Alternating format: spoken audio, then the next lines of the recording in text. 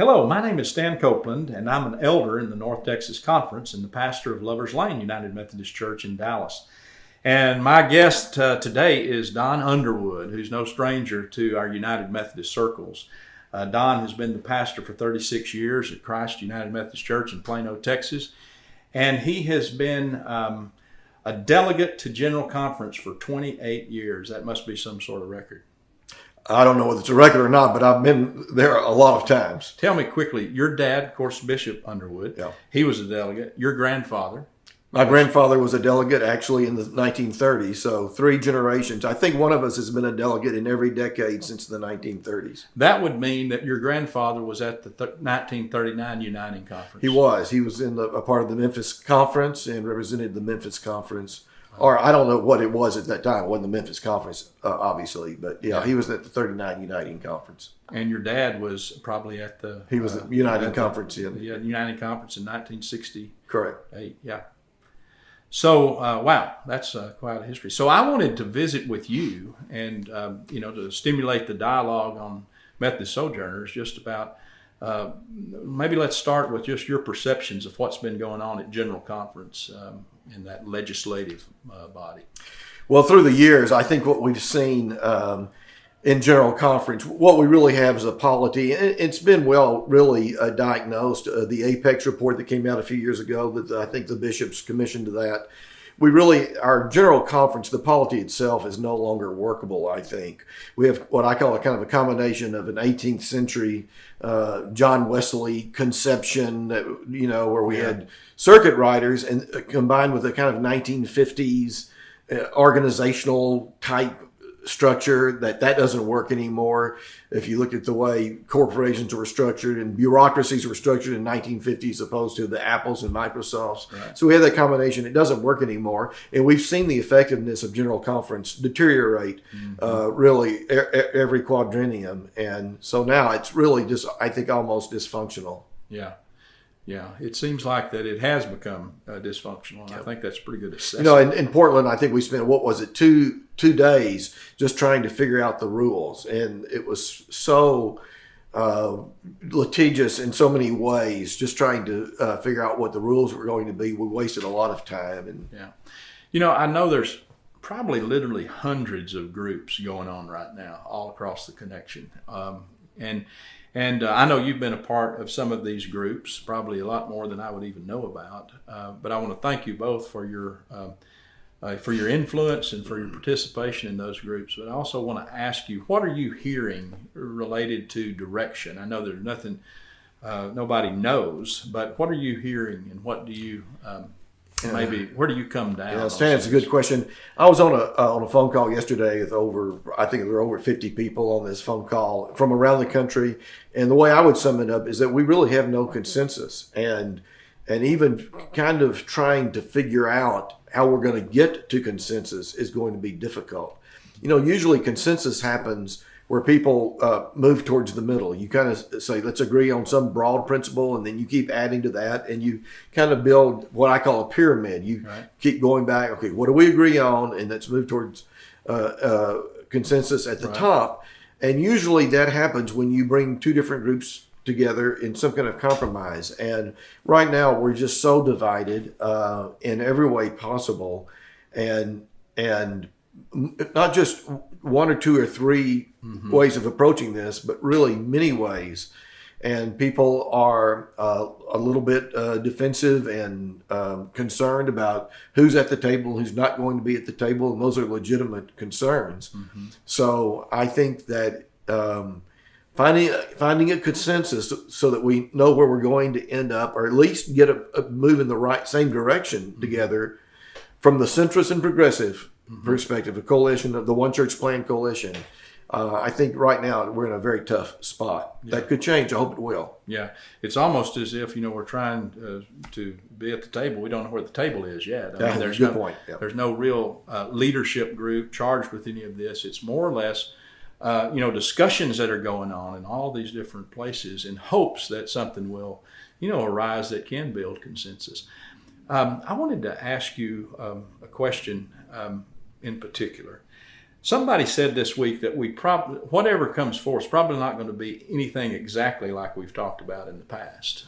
Like it won't be exactly like a one church plan, or exactly like a simple plan, or even exactly like a traditional plan. There's work on, I think, on all these different fronts. What would you right now think would be the healthiest approach forward? Well, we're at the place where we're going to pick the least.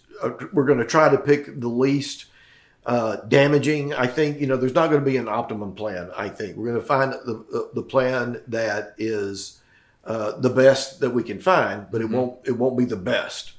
So I'm a one church plan person. I'm a Wesleyan in terms of the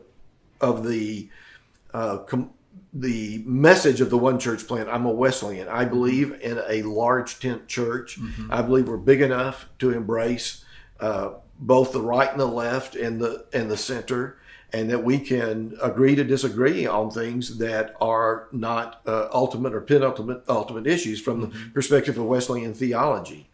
And so, what I personally would like to see is keeping the United Methodist Church intact as much as we can. And then I think if we can get there, what I personally prefer would be some form of the connectional conference plan. I like the idea of central conferences. The international conferences are central conferences. So why isn't the United States a central conference? One or two or three central conferences. Yeah. A central conference would take some legislation and some constitutional amendments, but a central conference could have their own book of discipline. They can brand themselves the way they want to. So you could have a traditional conference it's got its brand, just like Africa pretty much does, right. And you could have a progressive or a progressive / centrist Central Conference, United States Conference, right, that brands itself as being pretty diverse and inclusive. It's what I would like to see. And I much prefer that to any kind of solution that involves dissolution of the United Methodist Church. But there are a lot of people across the spectrum right now that are pushing for dissolution. I think it would be very, very damaging and dangerous. Yeah. That is a lot of talk right now that you're hearing, and I appreciate, what you've had to say. So related to that is there a voice right now that we're migrating toward that seems to be? Are you hearing anything about groups getting together, kind of across lines of division? I don't think there is. As you know, I've been a part of several groups, and a pretty small group that represents traditionalists and centrists and progressives. It's a very small group. It hasn't been a negotiating group. It's been a conversation. And as you know, there's going to be a meeting later in the month of 600 or so at Leawood at Church of the Resurrection. But every time one of these groups kind of coalesces or starts getting some visibility, there are people who are upset about it because they say, who's going to be at the table? One of the things that I think that we're struggling with is in our polity, we just don't function well. People can, and certainly the traditionalists have very little faith in the Council of Bishops. And I hear that, I get it. But in our polity, we don't function well without a Council of Bishops. When you read the discipline, in between general conferences, the only body that has kind of a governing mandate is the Council of Bishops. And so we have a little bit of, I think, of a leadership vacuum there. And because of that, it's difficult to get a leadership consensus or, what you're really talking about is what I call a trajectory. We need some kind of a trajectory that we're going somewhere. Adam Hamilton's trying to lead an effort there. Others are. I think that right now it's pretty chaotic. Yeah, it really is. Well, let's get back to kind of your issue about the central conferences, whether that comes about, we don't know. But what can you address, some of your concerns or thoughts about, if there was a progressive church, just a progressive church, as there would be more of a traditional church, what do you see as the downside of that? Well, I think there are some upsides. Obviously, you can have a clear identity, and and maybe then a little bit more missional fervor if you've got a progressive church and a centrist church. The downside for me it really involves the macro picture in the United States. Really, United Methodism is the last vital mainline denomination. And I think the strength and power of our social witness nationally is really, really important. Mm-hmm. If the United Methodist voice is diminished or silenced, then we only have really an evangelical voice in terms of a strong political voice. And let's just say in Washington, D.C., for instance, we would only have an evangelical voice on social and cultural and political issues. Mm-hmm. And it's not that I don't respect that evangelical voice, I do. But I think over the last few decades, the United Methodist voice has been really important. Like I said, the last remaining pretty vital mainline denomination. If we dissolve the United Methodist Church or we start dispersing too much, then I think we will eventually lose the consensus that stands behind that voice. That consensus, I think, really does require moderates and progressives to say, we may not be at the same place on every particular issue, but on issues of social justice, mm-hmm. Racism, sexism, we could go right down the list. We stand firm on that. And I think we are in a dangerous time because as important as the LGBTQ issue is, it's extremely important mm-hmm. to all of us, to people in our pews. We don't want to let go or to lose by pursuing that by pursuing that issue solely. Mm-hmm. We don't want to accidentally lose the influence that we have in America over these other justice issues. Right, and there are many. There are many that are pressing and perhaps more visible, and the church is.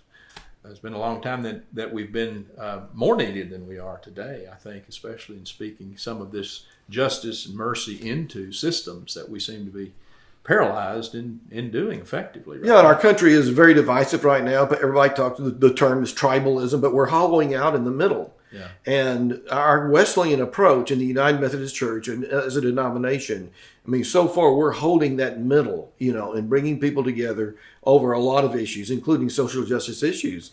And if we start dividing ourselves, mm-hmm. And hollowing out the middle, I think our voice will lose some of its strength. Mm-hmm. I think so. So in these next few critical months, you're not going to be on the delegation in North Texas, is that correct? No, I've been to enough general conferences and I've appreciated the opportunity to serve, but St. Louis was my last one. Okay. I want to thank you first for the many years of service, but I know that you're not going to just be sitting home or on the ranch on the horse. You're going to be working, and do you see yourself continuing to be passionately involved in helping to influence this process as it goes along, or what is Don Underwood up to in the next few years? Well, it's a good question. I'm mostly passionate about my local church and my grandkids. Yeah. So I will continue to be passionate about my local church. And then after my retirement in July of 2020, I'm not sure what I'll be doing, but I'll be doing ministry of some kind.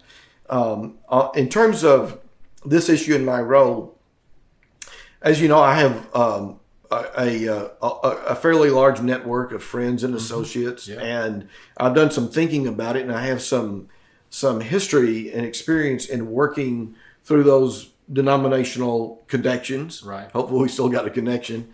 And so I'm not sure actually where I will be able to be helpful, but I know that I will remain in dialogue with, I think, people who will be in Minneapolis and who will be people of influence. And I'll continue to try to crank out some strategic ideas. That's what I really work on, is say, how can we look at this strategically? I think we're in a time where we are compromising our strategic view of these things by being a little bit overreactive and being too tactical. Mm-hmm. And so that's will be what I'll continue to work at, is kind of take a long view and say, how can we enrich the conversation? I will do that mostly silently with my influence with people around the country. How can we enrich this conversation with a little bit deeper and more strategic perspective? Mm-hmm. I think that's invaluable right now. And, what we hope for Sojourners is that the Methodist Sojourners page and featuring conversations like Don and I've just had, it'll stimulate discussion and ideas and us sharing around tables and in groups and continuing to pray for a way forward that does increase our influence in the world and drives that mission of making disciples of Jesus Christ for the transformation of the world. And so, Don, thank you for being with us today, and look forward to hearing from you and seeing your posts. Thank you.